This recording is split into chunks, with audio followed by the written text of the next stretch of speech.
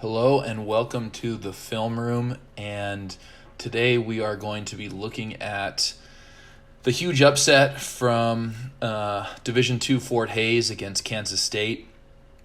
And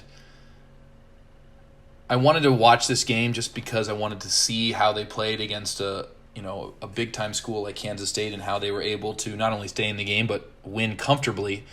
And I watched the entire game, and there was a bunch of things that stuck out to me. And the first thing I want to talk about is the way that Fort Hays attacked Kansas State offensively.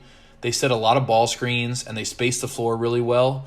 And Kansas State defensively would show on the ball screen, and that let the pick and pop be open. It let the guards with the balls attack those ball screens.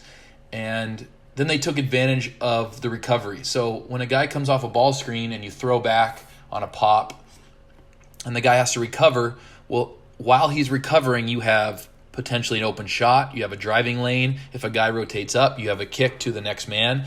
And Fort Hays did a really good job of using that time and space that they had during recoveries on ball screens to attack them and knock down open shots and get to the rim and do other things and just create more space and more time off those ball screens. And then when you look at Kansas State, and that's what we're going to look at here today, you see how inefficient they are and how not physical they are on the offensive end. And that's potentially why they lost the game. And what the play we're going to look at here is just one of many possessions that they had. And you can see that they just weren't running their offense in a way that was urgent, that was efficient, and they ended up getting burned for it. And, most of the time when you play a Division II or a smaller school in your Division I, you can get away with it because you're just bigger and more talented and whatnot. But this is a good team here. This Division II team, they play well together. They move the ball. They knock down open shots, and the biggest thing that they did was they rebounded the ball defensively. And I think that's the hardest thing to do when you play Division I school is rebound, because the guys are just so much bigger and stronger, and they can push you underneath the hoop and all that stuff. But whether by good fortune or a combination of good fortune and boxing out, they really were able to stay in control of the defensive glass. And so when Kansas State missed shots, they were able to get out and go the other way. But this is just a possession that we're going to look at. It was just like every other possession in this game, and you're going to see why they weren't successful. So this is the first play out of halftime for Kansas State, and you can see here as we go along that it looks like they're running a set play, something that they called up probably at the half. So they start here on the strong side with this little kind of a screen here just to get their guy open. It's kind of like a pressure release here. He kind of sets an illegal screen, but no big deal. They're not going to call that. And now we get into the play here. So 24 goes down and sets a screen for their big man, okay? And look, this guy doesn't even set a screen. And when you watch this play, it's not imperative because 21's not trying to knock down a shot. But you're playing against a team. You want to be physical. You want to get your teammate open. You want to wear down the other team. And this is just weak. And this is what they did the whole game. All players, not just 24. All these guys went down and set weak screens. And when you set a weak screen, you get no advantage. And so now, the first part of the play has happened, and there's no advantage for Kansas State. Next, they go into like a double screen dribble handoff here. And, what we teach is we want these offensive players who are screening to get as low as possible on the floor and put number 5 right there to a big decision. Either he's going to have to go way underneath both screens, or he's going to have to trail behind. We don't want him to be able to just jump underneath and meet the guy on the other side. We want him to have to go so far underneath because we've set these screens as low as possible. We want him to set these screens so low that we are inviting him to go over the top. Because if he does go over the top, now we can turn the corner and we have an advantage. We have a 3-on-2 while he's trailing behind. Now, the first guy, number 11 on defense, he does a decent job here of getting low inside the three-point line. But now you see he sets no screen, right? Just like number 24, he comes down and he's not physical with this guy. He could have buried this guy legally with a good screen right here. And number 00, who was their only guy who was knocking down shots in the first half, would have probably been wide open for a three. Instead, he sets no screen here. And now we come to the big, and you see he's too far high on the court.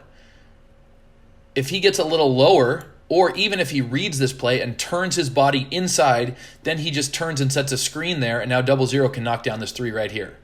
Instead, he does a weak dribble handoff, way too high on the floor, and number 5, who was behind, is now able to catch up, and boom, they've got nothing out of it, right? So the first part of the play, we set no screen, but it didn't cost us. Now the second part of the play is probably where they want the action to come from, and we get nothing out of it because number 21 and number 11 didn't do their jobs. But it's still fine. So now you see, here we go, and we see that one guy is meant to pop and the other guy is meant to seal. And 21 is a monster. I don't know if you can tell in this clip, but he is huge, and he has a major size advantage over this guy. So as he's going to seal here, 00 throws it back. Now, if he throws this inside, I'm guessing 21's going to score or get a foul because he's way too big for this guy, and he's doing a great job of getting in a seal position right there. But number 00 has already thrown the ball back to number 11 before he can even look inside and find this guy for a post-up. Now, having said that, we're still okay if we're Kansas State. At this point here, 21 needs to drop his leg and seal him on this side. And my guess is that they wanted to do this on purpose so that he can turn to the other way and get an easy shot. But instead of he's got him right here. All he has to do is just sit on this guy's leg and he's got a layup. But instead, he lets the smaller guy fight around to the front of him, and he's lost his advantage. And now number 0 comes over on the weak side, and so there's no opportunity for a lob over the top. And again, another potential for an easy basket is gone. So what do they do next? They go into another dribble handoff. Now, do you see where number 11 is on the floor? Again, I'm having my guy, the point guard here, go underneath this thing because for him to shoot it, he would have to shoot it way out here, and we're okay with that, especially with this guy being able to just put his hand up and contest it from behind number 11. So, again, too high out on the floor. Now, we see here that the point guard on Fort Hays takes a really bad line because he should see that as far out as number 11 is, he should be jumping underneath this thing because this guy's not going to be shooting it out here. But he doesn't. He takes a bad line, and luckily 4 gets a little deflection here, and he has time to recover. But again, another part of the play where we would have had an advantage if number 11 had been more physical. Even if he had just turned and dropped this leg into the paint, he would have taken up so much more space. But instead, he doesn't. He becomes very thin because his body is facing this direction, and it's very easy for the point guard to get through and get back. So now here we are with 10 seconds on the clock, and we have absolutely nothing going because no one set a good screen, no one's used their body properly, and we've run a set play, and we've got nothing out of it. Now, the last thing to notice here is number 21, who just got fronted, and what does he do? He runs up, and he sets a terrible screen, a useless screen on number 5 over here. Now, number 21 has not shot the ball from the perimeter. He has not looked at the rim from the perimeter when he's caught the ball. He is not a threat from out there. So what does that mean? That his man can stand in the middle of the paint and help out because he's not a threat out there. And that's exactly what he does. He drops into a good help side position.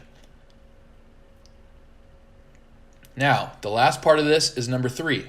So I don't know if this is part of the play. Maybe it is. But here comes number 3 over here for a post-up. Now, at this point right here, number 3 should run over and sit on this guy's leg and bury him underneath the basket and get a wide open layup or a foul because he's so deep. because this guy is not in a great position. He should be over a little closer to him, so he can't do that. But what does number 3 do? He loops all the way around and catches the ball outside the paint. Now, the only reason you should catch the ball outside the paint is if your man is riding you the entire way and you can't get any deeper. But this guy never even touched him. Number 0 never even touched number 3. All he had to do was go steal. Instead, he avoids contact, almost running out of bounds, and then catches the ball outside the paint. Again, losing any kind of advantage he might have had. If he catches this ball in the paint, if he catches the ball in the paint, he makes this dribble right here, this drop step dribble, and number 0 is underneath the basket and he lays the ball in or gets fouled. Instead, he catches the ball outside the paint, he makes his drop step dribble, and now the guy does back up, but he's not underneath the basket. He's still in a good position. He does a nice job of going straight up, and he makes him take a really tough shot, which he misses. Now, 21 here doesn't do a great job of boxing out, but they get fortunate, ball bounces to them, and they get a defensive rebound. But as you can see, there was just multiple times where Kansas State had a chance to use an advantage to, run a play efficiently, and they didn't do it. And, this shot he took is not a bad shot. But from 5 feet, it's missable. From burying your guy underneath the basket, it's not missable, and they would have scored. And those little things can end up costing you over the course of a game, and that's what ended up happening.